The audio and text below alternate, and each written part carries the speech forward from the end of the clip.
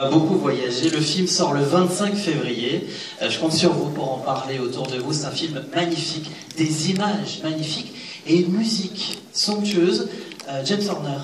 Oui, James Horner, j'avais fait avec lui Le Nom de la Rose. J'ai fait aussi Stalingrad avec lui et Or Noir.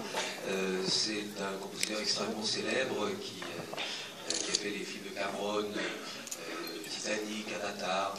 Et c'est un type avec lequel je m'entends divinement bien.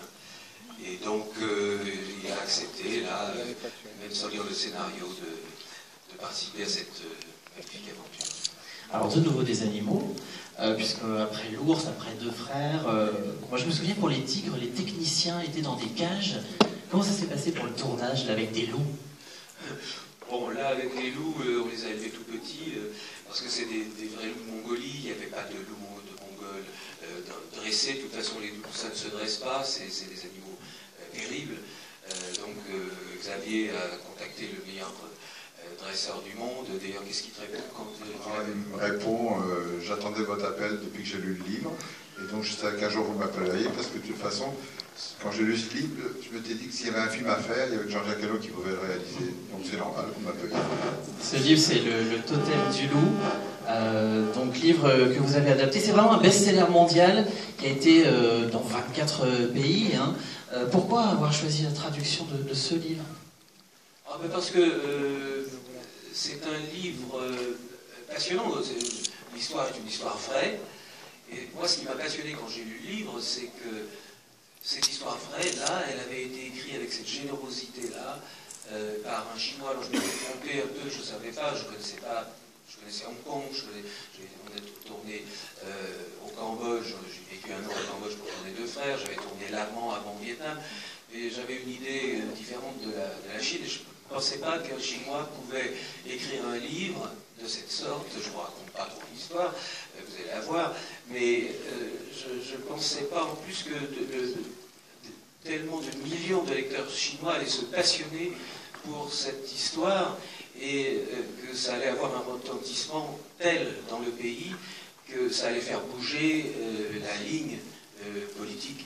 Donc c'était un très grand honneur quand des producteurs chinois très importants, les plus importants du pays, sont venus nous trouver à Paris pour me demander si j'étais intéressé par ce roman. Je leur ai dit que oui, mais je leur ai rappelé que j'avais fait un film qui leur avait beaucoup déplu et qui faisait que je n'étais pas le bienvenu dans le pays. Ils m'ont dit non. Vous savez, ils ont souri, ils ont dit la Chine a changé, et puis nous sommes des gens pragmatiques et on a besoin de vous. Et je veux dire, cette sincérité-là, m'a beaucoup plu. Et j'ai l'habitude depuis 8 ans, en fait, quand j'ai démarré le film, de dire jusqu'à aujourd'hui, ça a été un parcours incroyable, parce que on a été impliqué dans ce film depuis 2008. Il y a 3 ans de préparation avec les loups, 1 an et demi d'écriture, 1 an de repérage et de casting, et 2 ans de tournage, 1 an de post-production. C'est ça, oui. Parce que le plus important, c'était d'avoir une vraie troupe de loups. Je voulais que Jean-Jacques puisse avoir des vrais animaux, pas des animaux fabriqués par ordinateur. Il n'y a pas de peluche, il n'y a rien. Il n'y a rien. Imaginez un moment. Il y a des pluches quand il y a des... Que je rassure tout le monde, et en particulier les enfants. Bien entendu que dans les films, en tout cas ceux que je fais, on respecte les acteurs, qu'ils soient à 2 jambes. Vous voyez, hein, ça se manifeste. Hein, si qu'ils soient à 2 jambes ou à 4 jambes, ou à 4 pattes, nous les respectons, nous prenons toutes les mesures de sécurité, et à chaque fois que vous voyez une action difficile, ce sont des animaux factices, ce sont des animaux fabriqués. Nous avions une quinzaine de loups qui servaient à cet usage. Nous avions aussi des chevaux, donc ne vous inquiétez pas. Les loups aujourd'hui, ils sont tous en excellente santé, ils sont partis avec leur dresseur dans un endroit où je vous souhaite d'aller un jour, c'est dans les Rocheuses, au-dessus de Calgary, dans les magnifiques paysages des Rocheuses canadiennes. Voilà. Et on nous envoie des photos régulièrement, et on me dit que les loups, dès qu'il va passer un camion dans la vallée, ils se précipitent le long du grillage de leur barque, et ils espèrent que c'est les camion de l'équipe de filles parce qu'ils ont adoré, comme tout le monde, être sur la scène et être applaudis par 600 personnes, car nous étions en général 480 comédiens, 180 techniciens. Et 9 Français. Et nous, on était 9 Français, mais on était au complet. On nous a foutu une paix incroyable.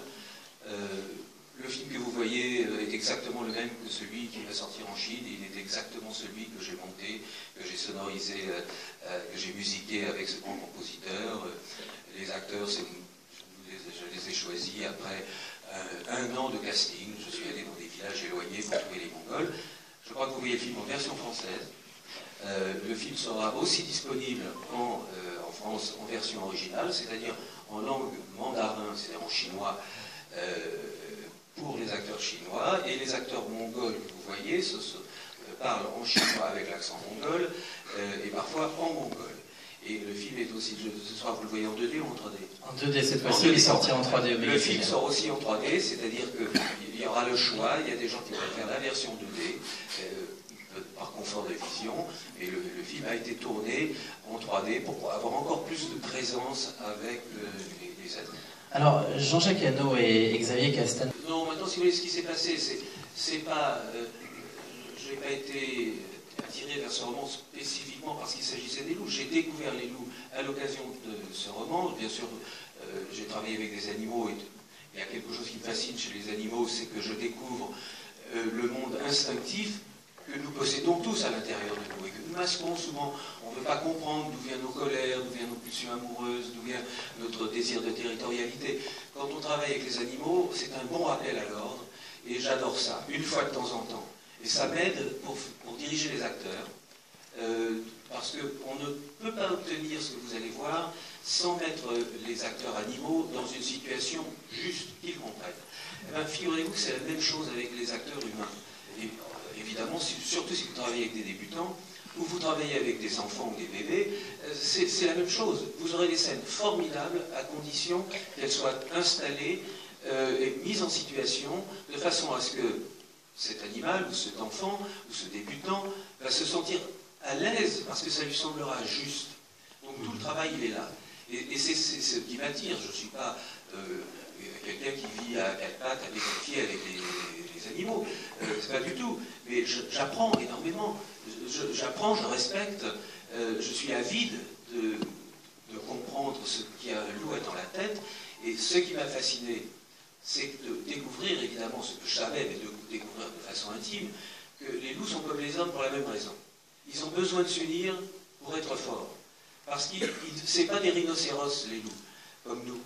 Ce n'est pas des tigres, ce n'est pas des animaux de 500 kilos qui, dans une patte, tuent une gazelle ou tuent un homme.